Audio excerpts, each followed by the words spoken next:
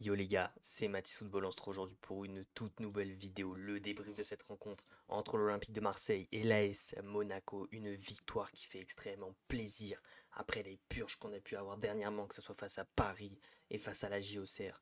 On avait besoin de retrouver cette victoire à domicile.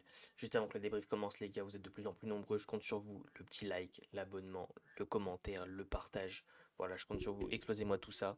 Et donc on va sans plus tarder, voilà, partir sur le résumé de ce match. Alors ça a très mal commencé, je dirais quand même, parce qu'avec un Olympique de Marseille qui se crée beaucoup de semi-occasions et surtout une équipe qui n'arrivait pas à aller jusqu'au bout. Forcément, erreur de Rongier, qui dit erreur de Rongier, dit une erreur qui va apporter un but. Passe décisive de Zakaria pour Golovin qui met le 1-0 juste avant la mi-temps. Un coup de poignard dès le début. Très compliqué. L'OM revient avec de meilleures intentions en seconde période. Ça se passe beaucoup mieux. La malice de Neil Maupay qui remet un ballon de la tête sur Luis Enrique qui vient marquer lui aussi de la tête. Ensuite, l'OM pousse. Monaco a des occasions. Rouli a été très très présent ce soir. L'OM continue à pousser, à pousser, à pousser. Un moment, petit ballon lobé de Rongier, centre d'Amir Murillo et la main les gars, d'un joueur monégasque. La VAR qui est appelée, Clément Turpin qui fait le signe de la VAR. Penalty pour l'Olympique de Marseille, transformé par le grand, l'unique, le seul, Mason Greenwood, qui porte son score à 9 pions cette saison. Au niveau des stats, je dirais qu'on n'a pas forcément été un cran au-dessus non plus de l'AS Monaco qui a quand même pas mal d'occasions. On est quand même sur du 2 d'expected goal, donc tout pile 2, on a mis 2 buts. Un, ils ont mis un but, là-dessus c'est respecté. Une possession de balle qui était quand même du côté de l'OM, 9 tirs, 7 pour la Monaco, 4 cadrés de deux côtés. Voilà, je dirais quand même qu'on a un peu plus dominé cette équipe de l'AS Monaco. On a eu un jeu de possession sur ce match-là. L'AS Monaco a procédé très souvent en contre avec des fusées à Akliouche, Ben Seguir. D'ailleurs, le premier but, ça vient d'une erreur et ça se projette très très vite. Au niveau des compos d'équipe du côté de l'OM, ça bouge pas. On continue avec Geronimo Rulli dans les buts, qui est tout simplement incroyable. Vraiment, je l'attendais pas à ce niveau-là. Il nous livre des prestations juste incroyables tout le temps. Garcia à gauche à la place de Merlin qui commence vraiment à avoir une vraie concurrence entre les deux, même si Garcia son match n'a pas été fou dans l'ensemble et a très peu pris son couloir accompagné de Rabiot.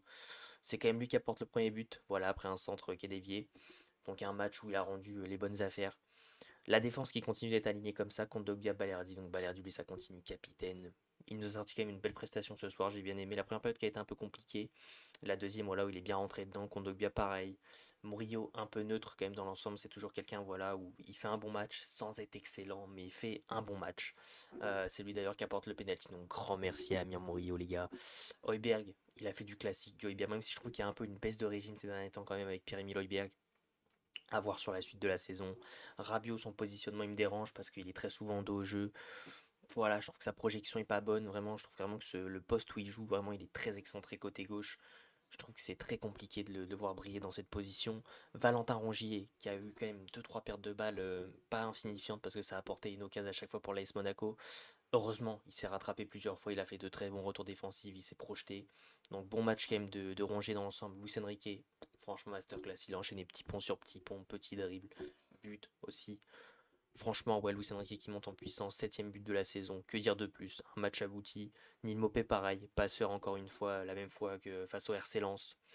Il continue de monter en puissance et a installé en plus une vraie concurrence avec Eddie Way qui est de plus en plus sur le banc.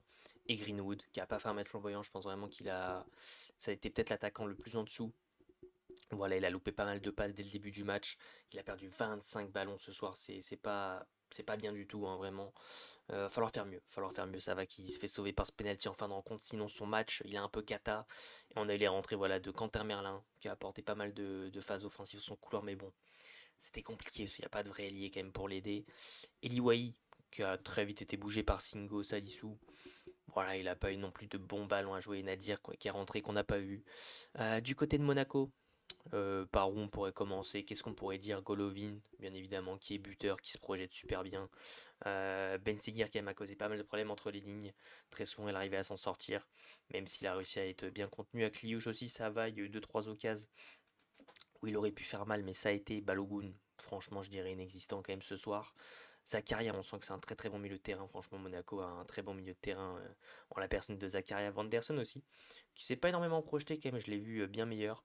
Après, dans l'ensemble, voilà, Monaco qui a pas livré une prestation oufissime, j'ai envie de dire, qui a été bon défensivement, qui a marqué sur une contre-attaque.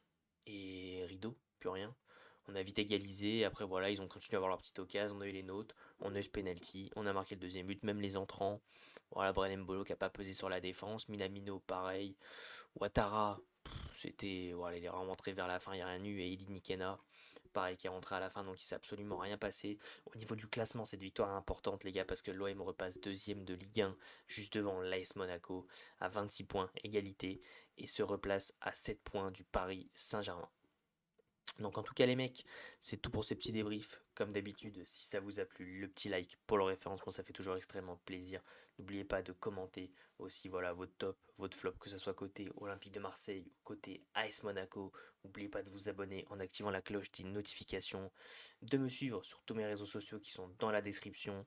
Comme d'habitude les gars, on continue de supporter le plus grand club de France, l'Olympique de Marseille. Sur ce, c'était Mathis Football. Ciao l'équipe.